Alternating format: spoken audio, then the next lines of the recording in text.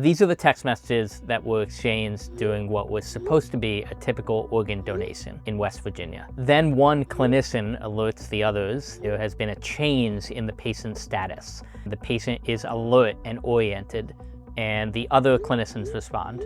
We are proceeding. Ultimately, the team did stop, but from my reporting, I learned that's not always the case. We have been investigating something called donation after circulatory death. Most donated organs come from people who are brain dead.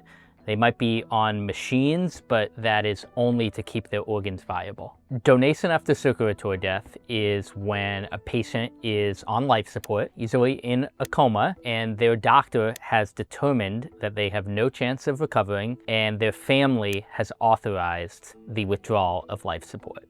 The Times identified 12 instances in 9 different states of patients enduring premature or bungled attempts to retrieve their organs. In Florida in 2023, a man bit on his breathing tube and was crying, but he was still removed from life support, and he died and his organs were removed. And just a year later, doctors in Alabama declared a patient dead, and after the surgery had already began, they found out that her heart was beating and she was breathing. And ultimately they stood down. Donation after circulatory death has become much more common, and that's because of the pressure from the government. I've been reporting about the organ transplant system for more than a year, and I've recently been embedding with organ procurement organizations. They are the nonprofit organizations in each state that coordinate organ transplants. In 2020, the government announced that it was cracking down on procurement organizations.